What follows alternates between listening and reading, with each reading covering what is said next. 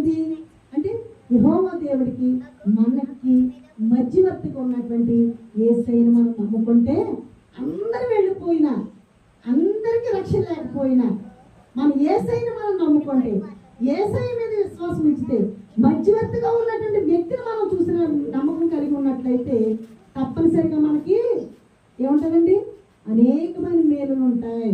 ఈ సైనికుడికి ఏ విధంగా అమెరికా అధ్యక్షుల ద్వారా అనేక మేలులు పొందాడో అదే విధంగా యేసయ్య ద్వారా మన అనేకమైనటువంటి మేలు మనం పొందుతాం ప్రియ సంగమా.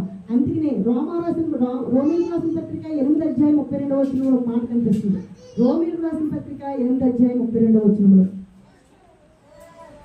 రోమీయులకు రాసిన పత్రిక 8:32 32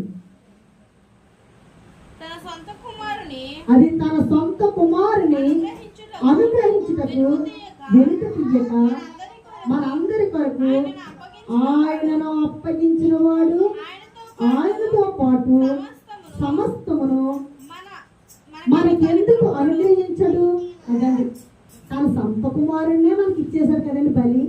అటువంటిప్పుడు ఆయన ద్వారా దేవుడు మనకి అనేకమైన ఈవులు ఎందుకు అనుగ్రహించడు? మనకి ఎందుకు నమ్మకం ఉండలేదు? ఎందుకు అల్పవిశ్వాసంగా ఉంటున్నాము ప్రియ సంగమా? కనుక మనం అల్పవిశ్వాసంగా ఉండవద్దు, నమ్మకం ఉంచుదాము, విశ్వాసం ఉంచుదాము అండి. మనం ఆ యొక్క దేవాది దేవుణ్ణి, ఆ యేసయ్యను తండ్రి. అందుకనే మనకి యోహాను సువార్తలో మనకు ఉంటుంది ఏమని అంటే 14 నేనే మార్గమును సత్యమును జీవమును ఉన్నాను, నా ద్వారానే తప్ప ఎవరును తండ్రి వద్దకు రాడు. అది యేసయ్యను నమ్ముకున్నట్లయితే ఆయనే మార్గము, ఆయనే సత్యము, ఆయనే జీవము, ఆయనే మనకి యెహోవా దేవుడికి ఇక్కడ ప్రజలకు మధ్యవర్తిగా యేసు ప్రభువారు ఉన్నారు. కనుక మనం యేసయ్యను నమ్ముకుందాము, అల్ప విశ్వాసంగా ఉండొద్దు. యోన అతిక్రమించిన రీతిగా మనం అతిక్రమించకూడదు.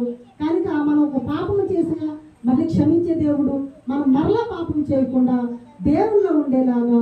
మరి తుఫాన్లు వస్తున్నాయంటే మన పాపము పెట్టే కనుక ఎటువంటి తుఫాన్లు వచ్చినా మనం భయపడకుండా ప్రార్థించే బిడ్డలుగా ఉందాం. అందరి గురించి ప్రార్థించేలాగా పరిశుద్ధాత్మ దేవుడు మనందరినీ నడిపించి ఆశీర్వదించును గాక. ఆమేన్.